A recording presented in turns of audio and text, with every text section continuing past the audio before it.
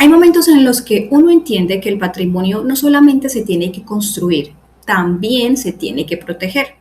El pasado lunes 10 de agosto a las 7:34 de la mañana, un terremoto de magnitud 7.4 sacudió el occidente de Colombia. Yo soy colombiana, me tocó profundamente. Mientras estamos grabando esta libreta, pues las cifras siguen cambiando, las labores de rescate continúan. Lo que sí sabemos es que estamos hablando de uno de los terremotos más fuertes que ha vivido Colombia en décadas y de una tragedia que ya deja cientos de personas fallecidas, miles de viviendas afectadas y seguramente mientras usted veía las noticias, posiblemente pensó en su amigo colombiano, si no es colombiano, pensó en su familia, piensa uno cómo me cogería a mí un momento como esos, piensa uno en los padres, en la casa, en lo que uno tiene, pero hoy quiero hacer una pregunta que es diferente. ¿Qué habría pasado con su patrimonio si un terremoto hubiera afectado directamente su vivienda? Porque hay una diferencia enorme entre tener una casa de 800.000, 1 millón de dólares, a tener una casa de ese mismo valor que realmente esté protegida. Y es la diferencia de la que quiero que conversemos hoy. Yo soy Natalia Ospina, asesora patrimonial, fundadora de esta libreta financiera. Vamos a mirar 5 terremotos que ocurrieron este año en diferentes partes del mundo, pero que realmente no vamos a hablar de patrimonios. Vamos a hablar de protección patrimonial, cómo cada cultura está preparada para afrontar un tema de estos, porque lo interesante no es solamente cuánto daño puede llegar a ser un desastre, incalculable en vidas, en todo lo que uno puede perder, es cuánto ese daño tenía alguien previsto financieramente entre lo que podría ocurrir. Así que cuando hablamos de patrimonio normalmente pensamos en los activos, en la casa que tengo, en las inversiones, en la empresa, las cuentas bancarias, los vehículos, los bienes que tenemos comprados durante años, pero hay una pregunta que pocas veces nos hacemos. ¿Qué parte de todo eso está realmente protegido? Porque patrimonio no es solamente acumular y comprar, patrimonio también es la capacidad de permanecer de pie cuando algo puede salir mal. Quiero que pienses en dos personas. Las dos tienen una casa de 1 millón de dólares, las dos tienen inversiones, los dos tienen buenos ingresos, los dos han trabajado durante años para construir eso que tienen, pero una de ellas tiene una estructura de protección adecuada, la otra solamente tiene sus activos expuestos. El día que ocurre un evento inesperado, sus patrimonios dejan de parecerse. Y aquí es donde quiero que miren los datos. En Colombia, de hecho, la encuesta nacional de calidad de vida 2025 preguntó directamente a los hogares si tenían seguros de vivienda contra desastres naturales, incendio, robo o daños. ¿Cuál fue la respuesta? Solo el 6.5% dijo que sí. Es decir, 6 de cada 100 hogares solamente estaba protegido. Y hay un detalle todavía más importante. En los hogares que tienen crédito hipotecario, la cuota normalmente incorpora un seguro de incendio y terremoto que protege el valor del monto total que se debe. Entonces, cuando usted termina de pagar la casa, puede desaparecer esa obligación porque es usted el que decide si la quiere tener, pero también puede desaparecer la protección que venía asociada al crédito que ya terminó de pagar. Y ahí aparece la pregunta que vale la pena hacerse. ¿Su patrimonio está protegido porque usted lo decidió o porque alguien más se lo está exigiendo? Así que quiero llevarlos ahora a 5 lugares del mundo. No nos vamos a quedar solamente en esa parte que es la conversación de esta semana, porque cuando uno compara países, culturas, formas de pensar, empieza a darse cuenta de qué riesgo no es solamente el terremoto, es que también habían construido cada sociedad antes de que un imprevisto de esta magnitud llegara. Y aquí no hay fondo de emergencia que valga. Estamos hablando de protección real. Así que vamos a empezar en Colombia precisamente porque es el país donde empecé hablando. El terremoto del 10 de agosto pasado afectó de manera severa las varias ciudades de occidente del país. A medida que avanzan estas labores de rescate, las cifras de víctimas, los daños continúan actualizándose, pero hay un dato que les acabo de mencionar que para mí es sorprendente. Desde esa encuesta ya sabíamos que solo 6.5 de cada 100 personas reportaban tener un seguro de vivienda. Eso significa que la gran mayoría de familias en este momento tienen que asumir directamente el riesgo financiero de perder o tener que reparar su vivienda. Y aquí hay otra confusión muy común. Si usted vive en un edificio, usted puede pensar, mi edificio tiene un seguro.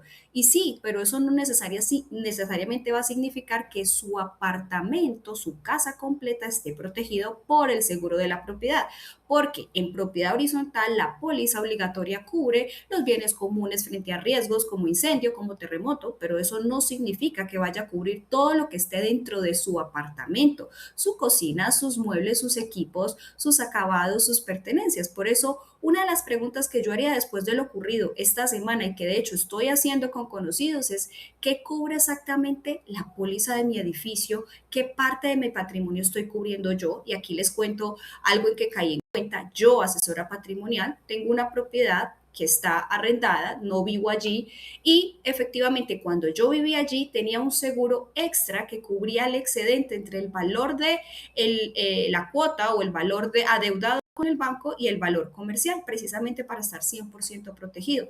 Una vez salimos de allí y la dejamos en arriendo, nos quedamos únicamente con el seguro. Si a mi casa le hubiera sucedido algo nefasto, solamente estaría cubierto por el valor real del monto de deuda, no el valor comercial. Y eso me hizo generar alertas también. A todos nos pasa.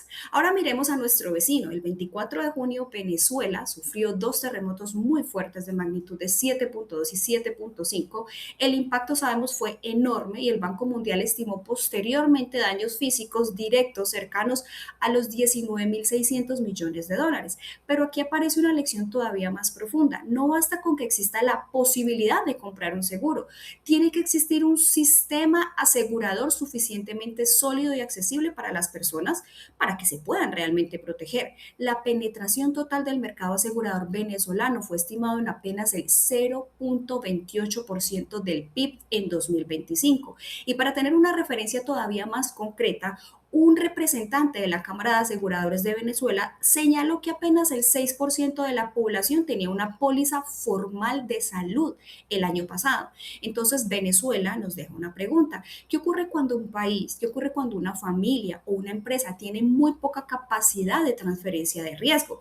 Que una parte enorme de la pérdida termine recayendo directamente sobre el patrimonio, seguramente es lo que vimos. Ahora nos vamos a ir a Filipinas, porque Filipinas tuvo un terremoto de 7.8 que ocurrió en el mes de junio. Hubo al menos 35 personas fallecidas, más de 200 heridas y daños importantes en varias estructuras. Y aquí aparece algo interesante. Filipinas tiene un sistema asegurador, tiene más de 100 compañías de seguro, pero la penetración total del sector asegurador era apenas del 1.9% del PIB en el año 2023, que es la última estadística que se tiene. Y en materia de riesgos naturales existe una brecha importantísima de protección. Entonces, esta es la lección: tener acceso a seguros no significa necesariamente que estamos protegidos. Hay que mirar cuánto de nuestro patrimonio que está efectivamente cubierto, porque una persona puede tener un seguro de vida, un seguro de automóvil, un seguro de salud, y aún así su principal activo, que por lo general es la vivienda, prácticamente está expuesto. Y llevemos al caso Japón, que para mí es fascinante. El 20 de abril, el terremoto de 7.5 golpeó frente a la costa de Japón. Se registran daños en estructuras, personas heridas, pero cero fallecidos. Y Japón es fascinante, como lo dije, porque lleva décadas construyendo sistemas de prevención y protección frente a terremotos. Pero incluso allí encontramos una cifra que sorprende. La tasa de hogares con seguro contra terremotos fue del 35.4% en el año 2024, es decir, aproximadamente 35 de cada 100 hogares tienen un seguro en Japón, uno de los países más preparados del mundo para terremotos. Entonces, miremos la comparación. Colombia, 6.5 de hogares con seguro de vivienda, según el SV 2025. Japón, 35.4 de hogares con seguros específicos contra terremotos. Y eso no significa que Japón esté completamente protegido, porque ni siquiera son la mitad de las familias. De hecho, el dato también nos enseña que protección no significa eliminar el riesgo, significa reducir cuánto de ese riesgo termina destruyendo el patrimonio. Y me voy a ir con el último caso, que es Tonga. Triste, porque el 24 de marzo un terremoto de 7.5 ocurrió frente a Tonga, a más de 200 kilómetros de profundidad.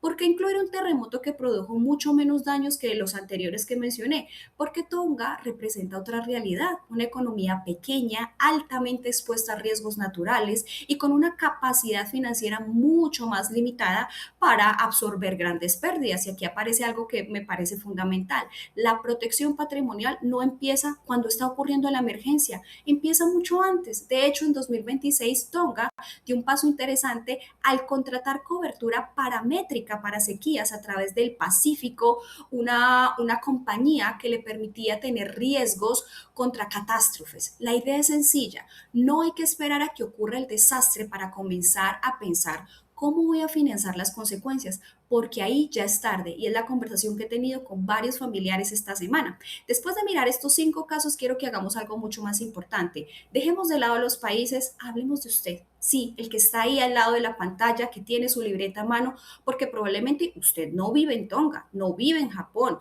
no está en Colombia ni siquiera, pero sí tiene una casa, puede tener inversiones, tiene ingresos, tiene personas que dependen de usted y probablemente tiene varios activos que le han tomado años construir. Entonces quiero proponerle 4 preguntas que quiero que se lleve de esta libreta. Si mañana usted no pudiera trabajar durante un año, ¿qué parte de su patrimonio podría sostener su estilo de vida? Quiero que lo anotes. Segunda pregunta, si su vivienda sufriera un daño importante, ¿sabe exactamente qué cubre su seguro y qué tendría que pagar usted? Búsquelo.